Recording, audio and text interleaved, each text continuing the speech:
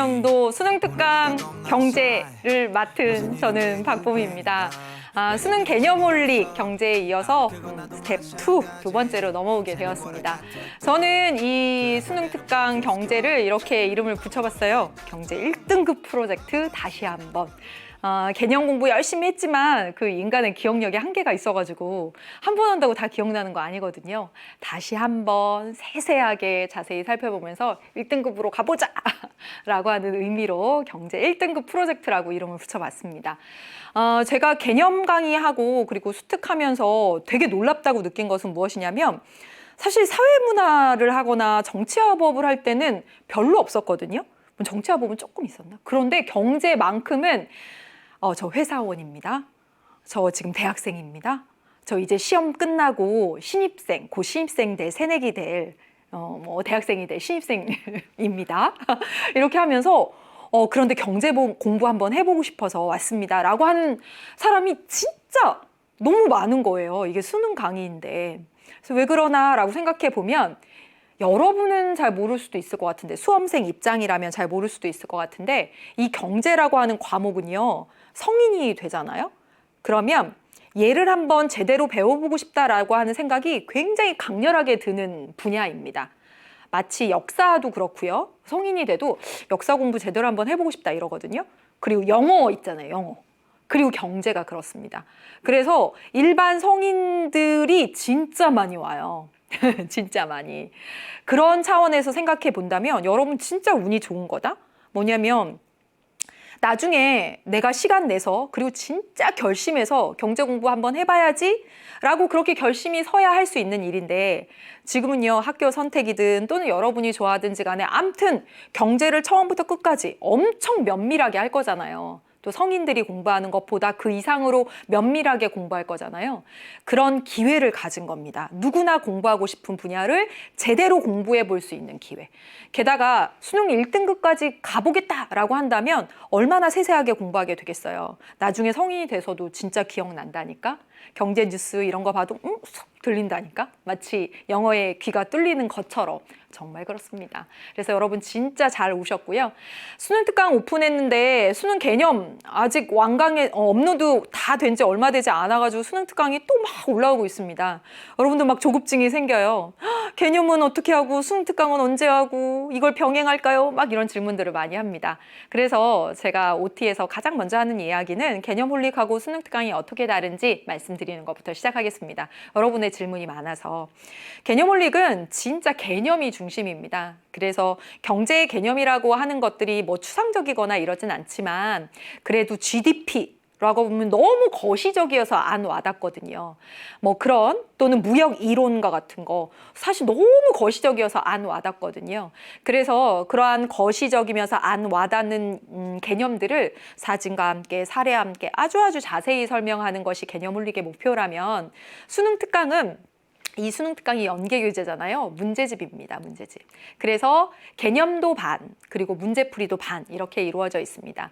그래서 수능 특강 교재 이렇게 섹션별로 나눠져 있는데 앞쪽에 개념 정리가 되어 있는데 그 개념 정리부터 엄청 세세히 할 겁니다. 심지어는 여기 테마 1 돼 있어서 뒤에 심화 탐구 자료까지 이렇게 빈칸 채우기 식으로 하면서 면밀하게 진짜 꼼꼼하게 수특을 다 뜯어서 볼 거예요. 개념 정리는 이렇게 할 거고요.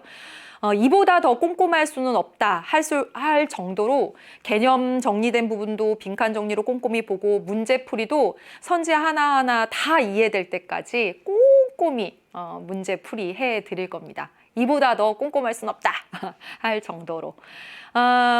그 개념을 쫙 이렇게 보고 나면 수특에서 개념을 보고 나면 이게 펼쳐져 있는 느낌 들지 않나요? 몇 페이지에 걸쳐서 있으니까. 그래서 지금 여러분 이거 제가 필기한 거거든요. 손글씨로 필기한 건데 한판 정리입니다. 이것도 여러분에게 제공해 드릴 거예요. 그래서 물론 판서로 제가 하고 이 뭐 적는 양이 많지 않아서 여러분의 노트에 따라 적으셔도 되고 저는 이 내용을 그대로 자료실에 올려놓을 겁니다.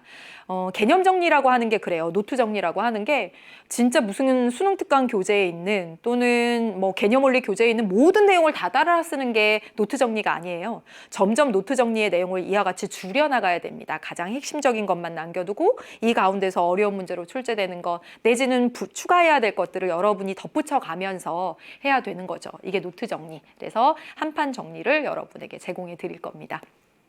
수능 특강은 왜 중요하냐면 뭐 개념 강의 듣고 나서 저 혼자 기출 풀 거예요. 또는 뭐 기출만 많이 풀면 되지 않나요? 뭐 이렇게 얘기하는데요. 수능 특강 꼭 풀라고 말할 수밖에 없는 것이 앞서서도 얘기하면서 나왔지만 연계 교재이기 때문에 그렇습니다. 여러분 연계 교재가 뭔지는 알죠? 수능 특강하고 수능 완성에 있는 문제들을 변형하거나 이렇게 해서 수능 평가원에서 수능 문제 출제할 때 비슷하게 낸다고요. 이게 연계 교재입니다.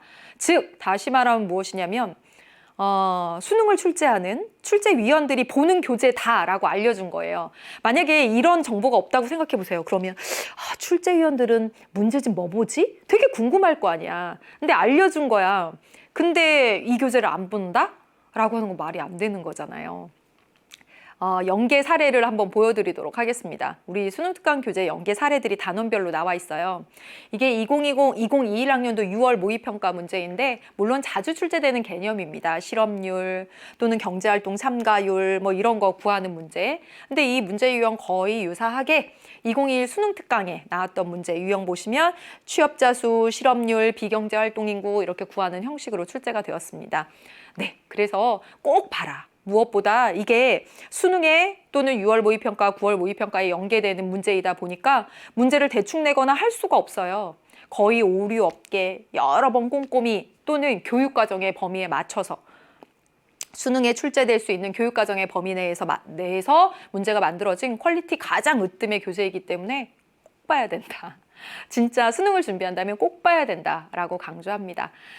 수능 특강 강의 이제 올라왔는데 어떻게 활용하냐고 묻는 학생들 많습니다. 수능 특강 경제 강의가 50분 40강으로 이루어져 있고요. 뭐 많다면 많을 수도 있어요. 그런데 수능 개념 그리고 수능 특강 정도까지는 여러분하고 저하고 같이 하면 훨씬 더 효율적입니다.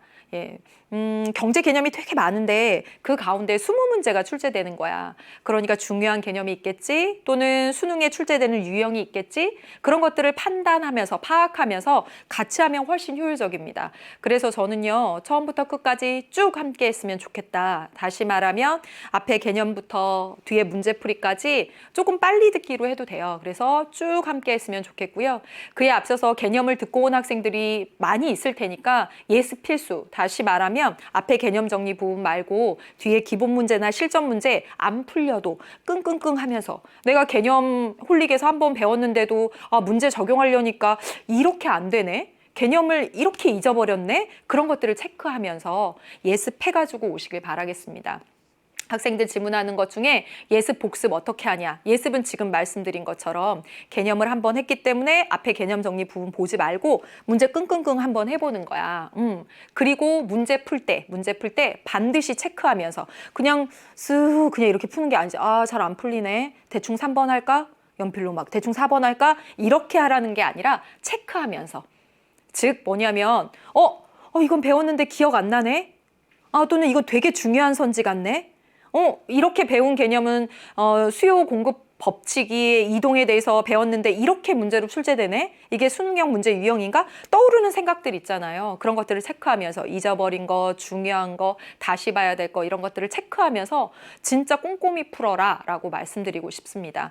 그리고 복습할 때는요. 생각하면서 막 처음부터 암기하지 않으셔도 돼요. 그리고 경제는 사실 암기 과목이 아닙니다. 물론 몇 가지 암기할 것들이 있지만 수요 공급 법칙 해서 수요 법칙을 우리가 암기해서 아나? 그냥 일상이니까 아는 거잖아. 그래서 생각하면서 그래서 이 페이지를 이렇게 넘기면서 또는 한판 정리를 이렇게 쭉 보면서 머릿속으로 생각하면서 여러분의 머릿속으로 이해하면서 이렇게 눈으로 넘어가는 거예요. 그게 바로 복습입니다.